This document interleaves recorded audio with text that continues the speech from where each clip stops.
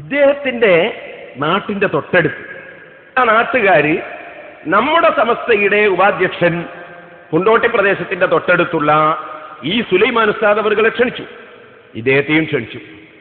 ഇയാൾ പറയാണ് ഞാൻ പങ്കെടുക്കൂല, എന്താ ഏപ്പിക്കാരുള്ള സ്ഥലത്ത് പങ്കെടുക്കൂല. അപ്പോ ഇയാൾക്ക് ഞങ്ങളെ നാട്ടിലൊരു ഐക്യം ഉണ്ടാകാൻ വേണ്ടി അവസ്ഥ, ഞങ്ങളൊക്കെ ഐക്യത്തിൽ ജീവിക്കുന്നവരാണ്, അത് സമസ്തന്റെ തീരുമാനമാണ്, എന്ത് അങ്ങനെ ഒന്നായിട്ട് ഇരിക്കൂല. ഇത് അദ്ദേഹം പറഞ്ഞപ്പോ ഈ കുട്ടി ചോദിച്ചു, സയ്യിദ് മുഹമ്മദ് അലി ശിഹാബ് തങ്ങൾ മംഗലാപുരത്ത് പങ്കെടുത്തിട്ടുണ്ടല്ലോ, സയ്യിദ് മുഹമ്മദ് അലി ശിഹാബ് തങ്ങൾ സമസ്തക്കാരനല്ല. ഉപര മറുപടി അതൊന്ന് കേട്ടോളി. വിഭാഗത്തിൽപ്പെട്ട നേതാക്കന്മാർ ഞങ്ങൾക്ക് കൂടുതൽ ചെയ്തേ ഇയാളുടെ സമസ്തയുടെ തീരുമാനം അങ്ങനെ ഐക്യം കേട്ടോ. ഓൻ പറഞ്ഞില്ല, ഓൻ പറഞ്ഞ അവസാന ഞാൻ പറഞ്ഞത് കേൾക്ക്. സമസ്തകളുടെ ഇങ്ങത്തിലും തിരിഞ്ഞു പോയവരാണ് അവര്. ഞങ്ങൾ അവരുടെ നേതാക്കന്മാർ ഇന്ന് മുത്തില്ല എപ്പോഴും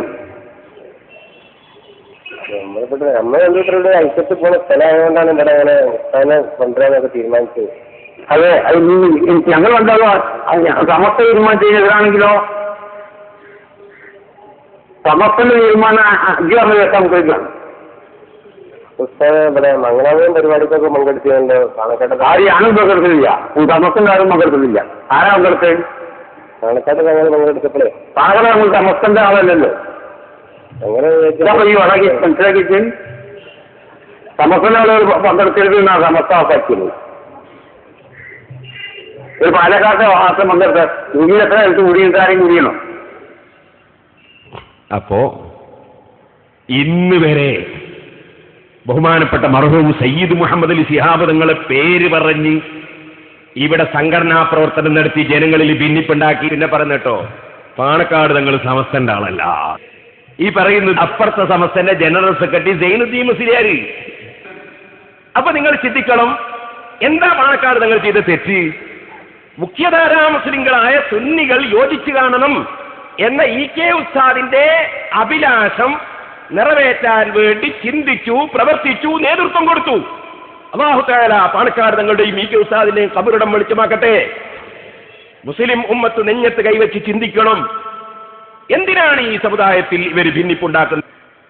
എന്നാൽ അയാൾ പറഞ്ഞ വിഷയം കേട്ടങ്ങൾ, ഞങ്ങളെ സമസ്ത തീരുമാനിച്ചിരിക്കുന്നു, എന്ത് AP വിഭാഗത്തിലുള്ള പണ്ഡിതന്മാരുടെ കൂടെ ഇരിക്കാൻ പാടില്ല. സമസ്ത തീരുമാനിക്കേണ്ടത് ശറഇന് അനുകൂലമായിട്ടോ പ്രതികൂലമായിട്ടോ. സമസ്തയാണെങ്കിലാ ചോദ്യം, സമസ്തയാണെങ്കിലാ ചോദ്യം. അള്ളാന്റെ റസൂലിനെ തള്ളിയിട്ടൊരു സമസ്ത ഉണ്ടോ? നബി സല്ലല്ലാഹു അലൈഹി വസല്ലം തങ്ങൾ എന്താ പഠിപ്പിച്ചത്? ഫതുഹുൽ മുഈൻ നോക്കി വായിക്ക. കാരണം നമ്മൾ സുന്നികളല്ലേ, ഫിഖഹിന്റെ കിതാബല്ലേ, തെളിവ് വേറുണ്ട്.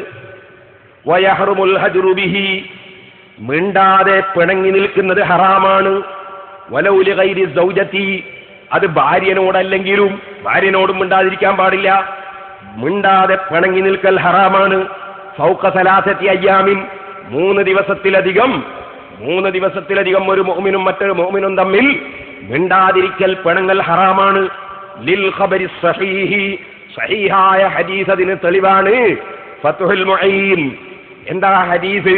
നബി സല്ലല്ലാഹു അലൈഹി വസല്ലം നിങ്ങൾ പറയുന്നു, ലാ യഹല്ലു ലി മുസ്ലിമിൻ, ഒരു മുസ്ലിമിനും ഹലാലല്ല, അൻ യഹ്ജുറ അഖാഹു, അവന്റെ സഹോദരനോട് പിണങ്ങൽ, ഫൗഖ സലാസത്തിൻ, 3 ദിവസത്തിൽ കൂടുതൽ, ഫമൻ ഹജറ ഫൗഖ സലാസിൻ, 3 ദിവസത്തിൽ കൂടുതൽ പിണങ്ങി നിന്നാൽ, ദഖലന്നാർ, അവൻ നരകത്തിൽ കടന്നു കഴിഞ്ഞു. സഹീഹായ ഹദീസ്. അപ്പൊ സമസ്ത ജനങ്ങളെ നരകത്തിലേക്ക് കൊണ്ടുപോകാനുള്ള സംഘടനയാണോ അല്ല സ്വർഗത്തിലേക്ക് കൊണ്ടുപോകാനുള്ള സംഘടനയാണോ? ചോദ്യം നമ്പർ 1 കുറിച്ചു വെച്ചോ. ഇനി സഹോദരന്മാരെ, ഇതുകൊണ്ട് തീർന്നോ? പാണക്കാട് തങ്ങളോടുള്ള വെറുപ്പ് കൊണ്ട് ഇവരെന്താ ചെയ്തതെന്നറിയോ? കണ്ടോ നിങ്ങൾ? ഫിത്തിരക്കാര് ഒരു സാധനം ഇറക്കിയിരിക്കുന്നത് കേരള നാട്. ഇതിന്റെ തുടക്കം എന്താ? ലാവുലിൻ പിണറായി ഉന്നത കള്ളൻ. ഇതിന്റെ മുകളിൽ ഒന്നാമത്തെ വാചകാണ്. ഇത്ര സംസ്കാരമില്ലാത്ത ഒരു വിഭാഗം. അതിപ്പോ വേണമെങ്കിൽ പറയും പിണറായിയുടെ ആളായതുകൊണ്ട് പറയാണ്. ഞാൻ പിണറായിയുടെ ആളുമല്ല, ഒരാളാളുമല്ല. അതേസമയത്ത് ഉമ്മൻചാണ്ടിയുടെ ആളുമല്ല. ഞാൻ സുന്നി പ്രവർത്തകനാണ്. ഞങ്ങൾക്ക് സുന്നത്ത് ജമാഅത്തിലപ്പുറം ഒരു രാഷ്ട്രീയവും ഇല്ലട്ടോ. പക്ഷേ ഞാൻ പറയുന്നത്, പിണറായി ആണെങ്കിലും ഒരു സംസ്കാരം കാണിക്കണ്ടേ ഇവര്? പിണറായി എതിരാളിയായിരിക്കാം, ഒരു സംസ്കാരം വേണ്ടേ മനുഷ്യന്മാർക്ക്? കേരളനാട് 2009 ഫെബ്രുവരി 55 കേരളനാട് കൂട്ടായ്മ മാസിക. അടുത്തത് എന്താ?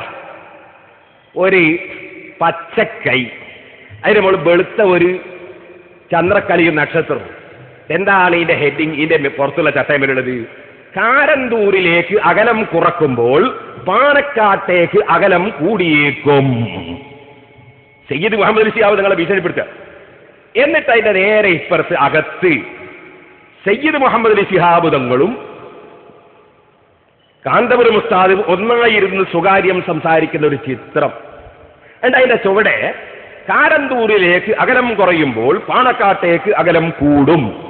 സുന്നികളെ, എന്നിട്ട് ഒരു ചോദ്യചിഹ്നം. ഇത് ശിഹാബ് തങ്ങളെ പറയുന്നത്, സുന്നികളെ ഒരു നുകത്തിന് കീഴിൽ കെട്ടി തെരഞ്ഞെടുപ്പ് കണ്ടത്തിൽ നിന്ന് ജയിച്ചു കയറാമെന്ന ക്ലാവ് പിടിച്ച വികല രാഷ്ട്രീയ ചിന്തകർ അറിയുന്നുണ്ടോ വിഷയങ്ങളുടെ തുടക്കവും ഒടുക്കവും?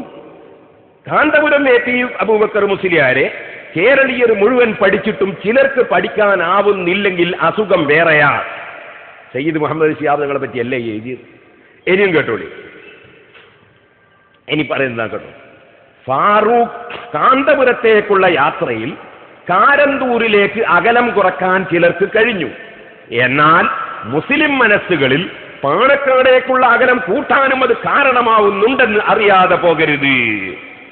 അതായത് ഉസ്താദ് അവറുകളെ വീട്ടില് കല്യാണ ആവശ്യം വന്നപ്പോ പാണക്കാട് സയ്യിദന്മാരെ ക്ഷണിച്ചു. സയ്യിദ് ബഷീർ അലി തങ്ങളവറുകൾ ഉസ്താദിന്റെ വീട്ടിൽ കല്യാണത്തിന് പങ്കെടുത്തു. ഈ അടുത്ത് പാണക്കാട് ഹൈദരലി ശിഹാബ് തങ്ങളുടെ വീട്ടിൽ അവിടെ കല്യാണം നടക്കുമ്പോൾ ഉസ്താദിനെ അങ്ങോട്ടും ക്ഷണിച്ചു. അവര് പങ്കെടുത്തു. അതിനെ സംബന്ധിച്ച് ഞാനിവിടെ പറഞ്ഞിരുന്നു. അതിനിവിടെ പ്രസംഗിച്ച ആൾ പറഞ്ഞറിയോ, AP അബൂബക്കർ മുസ്ലിയാരെ വിളിച്ച് സൽക്കരിച്ചതല്ല, കല്യാണത്തിന് വിളിച്ചാണ്. കല്യാണത്തിന് വിളിക്കൽ തല്ലാനാ?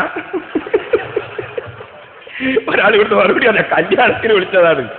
എല്ലാ സുഹൃത്തെ, ഞാൻ ചോദിക്കട്ടെ, മുമ്പ് ഇങ്ങനെ അങ്ങോട്ടും ഇങ്ങോട്ടും കല്യാണത്തിന് ക്ഷണിക്കലുണ്ടോ? 10-20 കൊല്ലായിട്ട് ഇത് യോജിപ്പിന്റെ ഭാഗമല്ലേ? അപ്പൊ ഇതല്ലേ ഇവർക്ക് പിടിക്കാത്ത? യോജിച്ചുകൂടാന്നുള്ളതാണ് ഇവരുടെ നിർബന്ധം. അതിന്റെ കാരണമൊന്നും ഇപ്പൊ ഞാൻ പറയുന്നില്ല, അതൊക്കെ മുസ്ലിം ഉമ്മത്ത് മനസ്സിലാക്കുന്നുണ്ട്.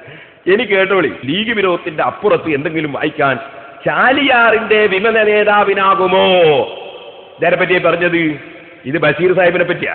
ചാലിയാറിന്റെ വിമത നേതാവ് എന്ന് പറഞ്ഞത് ET മുഹമ്മദ് ബഷീറിനെ സംബന്ധിച്ചാണ്. ആർക്കാ തിരിയാത്തത്? ഇനി കേട്ടോളെ, തീർന്നില്ല. കാന്തപുരത്തിന്റെ പോക്കറ്റിൽ ലീഗിന് കിട്ടാവുന്ന എത്ര വോട്ടുകൾ ഉണ്ടെന്നാണ് പാർട്ടി കണക്കാക്കുന്നത്. ഈഴവ വോട്ട് ബാങ്ക് കഴിച്ചാൽ CPM-ന്റെ ബാക്കി ശക്തി ഈ കാന്തപുരം വർഗമാണെന്ന് പക്വമതികളായ നേതാക്കളെങ്കിലും വിലയിരുത്താതെ പോകുന്നത് ദുഃഖകരം തന്നെ. ഇങ്ങനെ തുടങ്ങിയിട്ട് ET മുഹമ്മദ് ബഷീർ മുതൽക്ക് അങ്ങനെ പോയി അഹമ്മദ് കബീർ മുതൽക്ക് ഓരോരുത്തരെയും ഇതിലെടുത്ത് കുത്തി കുത്തി സംസാരിക്കുക. എന്തിന്? ഈ മുസ്ലിമീങ്ങൾ യോജിക്കരുത്, ഭിന്നിച്ച് തല്ലിച്ചാകണം എന്ന ഒരു ചിന്താഗതി ഫിത്തനക്കാരായ കുറച്ച് മുസ്ലിയാമാരെ തലയിൽ. അള്ളാഹു ഒരു സെറിൽ നീ ഉമ്മത്തിനെ കാക്കട്ടെ.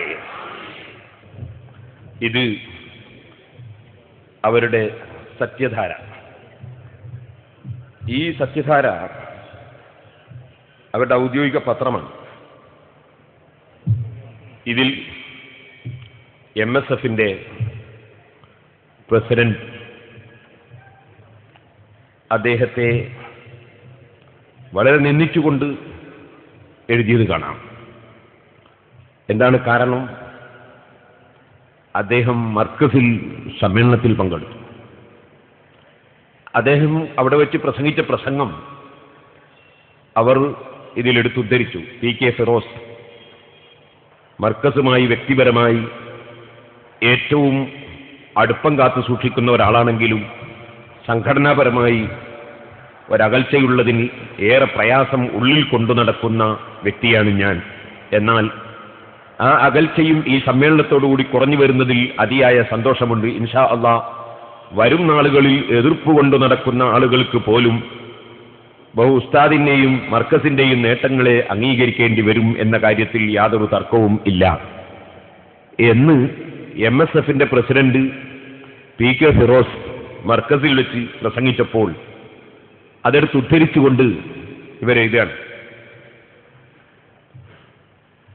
കേരളത്തിലെ ലക്ഷക്കണക്കിന് എന്ന ഏരിയ ലക്ഷക്കണക്കിനായി ഉദ്ദേശിച്ച് വിദ്യാർത്ഥികൾ അണിനിരന്ന ഒരു പ്രസ്ഥാനത്തിന്റെ തലപ്പത്ത് സ്വന്തം പ്രജകളെ നേരിടാൻ ഭയന്ന് കൗൺസിലിനെ നോക്കുകുത്തിയാക്കി നോമിനേഷനിലൂടെ കയറിപ്പറ്റിയ ഇയാൾക്ക് ഇതൊക്കെ പറയാൻ എന്താണാവോ അധികാരം? അന്നത്തെ കൗൺസിൽ വലിയവരെ സാക്ഷിയാക്കി തന്നെ ഒരു ഹിതപരിശോധന നടത്തിയാൽ ഇയാൾ ഇന്ന് ഈ വിദ്യാർത്ഥി പ്രസ്ഥാന നേതൃത്വത്തിന്റെ 4 അയലത്ത് പോലും എത്തുമായിരുന്നില്ല എന്ന് തുടങ്ങിയിട്ട് ഇതിൽ അദ്ദേഹത്തെ കടുത്ത ഭാഷയിൽ ആക്ഷേപിച്ച് ലേഖനം എഴുതിയിരിക്കുകയാണ്. മർക്കസിനെയും ഉസ്താദിനെയും തള്ളിപ്പറയുന്നവർ നാളെ തിരുത്തേണ്ടി വരുമെന്ന കുട്ടി നേതാവിന്റെ തട്ടിവിടൽ കെങ്കേമമായി 2.5 പതിറ്റാണ്ടോളം ഈ സയനിസ്റ്റ് മൗലാനയുമായി നന്മയുടെ സംസ്ഥാപനത്തിന് വേണ്ടി ഏറ്റുമുട്ടിയ ഒരു സമൂഹത്തോട് ഇത്തരം വങ്കത്തരങ്ങൾ വിളിച്ചു പറയാൻ തുനിഞ്ഞ പയ്യന് കുറച്ച് പുസ്തകമെങ്കിലും വായിച്ചുകൂടെ എന്നാണ് മുസ്ലിം ലീഗിന്റെ വിദ്യാർത്ഥി സംഘടനയായ MSFന്റെ പ്രസിഡന്റിന്റെ ആ വാക്കുകളെ എടുത്തുദ്ധരിച്ചുകൊണ്ട് സത്യധാര എഴുതിയിട്ടുള്ളത് ജനുവരി 2011. അപ്പൊ ഞാൻ പറഞ്ഞു വന്നത്, ഇവിടെ മുഖ്യധാരാ മുസ്ലിമീങ്ങൾ യോജിക്കണം, ഐക്യപ്പെടണം എന്ന വളരെ നല്ല ഒരു ആശയം. ആ ആശയത്തെ അനുകൂലിക്കുന്ന മുഴുവൻ ആളുകളെയും ബഹുമാനപ്പെട്ട സയ്യിദ് മുഹമ്മദ് അലി ശിഹാബ് തങ്ങൾ മുതൽക്ക് MSFന്റെ പ്രസിഡന്റ് വരെ എല്ലാവരെയും കടുത്ത ഭാഷയിൽ ആക്ഷേപിച്ച് ഇവിടെ ഫിത്നയും ഫസാദും ഉണ്ടായേ പറ്റൂ എന്ന നിർബന്ധം പിടിക്കുകയാണ് നമ്മുടെ സഹോദര സമസ്തയുടെ വക്താക്കൾ എന്നാണ് ഞാൻ പറഞ്ഞത്.